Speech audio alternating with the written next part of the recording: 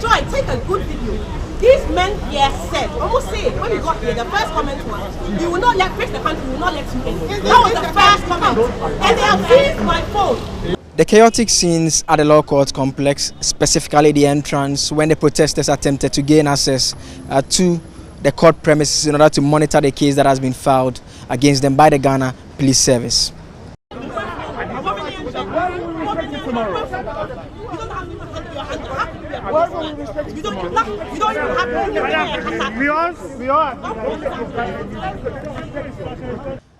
The case was called at 9 a.m. and the judge had to put the case on hold as she was informed by the lawyers that the protesters were being prevented from coming into the courtroom. The protesters claim that they did not do anything to merit the force that they alleged the police to have used in order to prevent them from gaining access to the courtroom. Some of them have been speaking to us. When we got to the gate, as soon as we got to the gate, of course, because of our t-shirts, they knew who we were. So they said, oh, Fix the Country, you can't come in. So we said, first they said, stand back. So we said, oh, okay. So we thought they just wanted to engage. And they said, you can't come in. Then we said, why can't we come in? They said, no, because you're not allowed in. And we said, but we've been asked to come to court. So how can you tell us that we can't come in?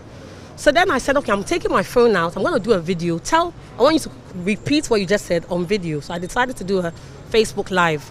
So while taking that video, and then he said, why are you? Then he took the phone, and of course you saw him trying to drag me, us trying to get the phone out of my hands, and then just telling us that we can't come in, we need to get our lawyers. At that point, they realized, so that's basically what happened. It was just first of all, in the morning, we're supposed to meet at TUC. The police went there in their numbers, they gathered there in their numbers to wait for us. I don't know what they thought was going to happen. At 4 a.m. At 4 a.m. they were at TUC waiting for us to do what? When people need the police, you're calling them because some armed robbers are in your house. They can't even turn up. But Nyamabi said, yeah, they've managed to find the time and the energy and the resources to gather themselves. Look at us. How many of us are there? Why do you need that level of aggression at the gates when we've been called to come to court? And so... But they make the point that the manner by which you are coming, and the judge eventually says you shouldn't come in groups, you should come individually. What's the manner? A manner of 5 or 6 people entering a room. This is a manner. The judge did make it clear that if you do not have the conveners here in court, I will not sit on the case. So how do you stop us and insist that our representatives are in? You know, and they manhandled her. How can you be pulling her and pushing her just because you wanted to claim her phone? One of them actually had the audacity to say to me, if I wasn't working, you would have seen what I would do to you. And the other ones were agreeing with him. This is people that we pay with our taxes have the audacity to open their mouths and tell citizens that if I was not working, you would have known what I would do to you. So literally, this is what he did when there was cameras, it was in public. Can you imagine what he would have done if it was a private place? ACP Kwesi Forio of the Greater Accra Region Police has been offering some explanations as to why his men had to prevent them from coming in. This is a court premises, and that people should not come en masse, and that individually they can come in to the court. But looking at the premises, the police are here, one, to provide adequate security for the court building and all the other courts therein. So, coming en masse with placards, flags, and other paraphernalia, among other things, may mar the beauty and ethics of the court. In view of this, my men on the ground decided, among other things, that they could leave those placards, they could leave the flags, and then also,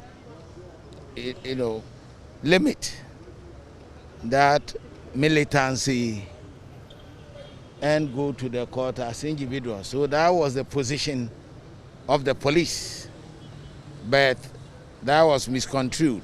But at the end of the day, the police balance issues, and they were in, to appear before the court.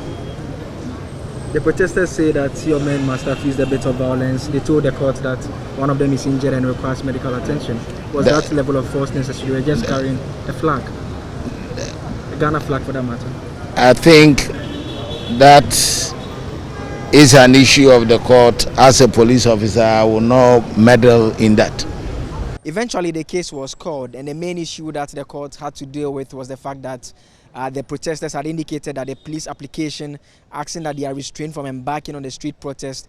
They've now engaged lawyers, and it has just been brought to their attention, and so they needed some more time to file their responses. So the court adjourned proceedings to June 14 to enable them file that particular response. But the judge also gave some directions indicating that subsequently when they are coming into the court's premises, they should come individually, and there is no need for them to gather and come in such a manner that could potentially affect the peace around the court and its premises. This is the situation here. The case continues on June 14. My name is Joseph Akable. I'm reporting for Joy News from the Law Courts Complex.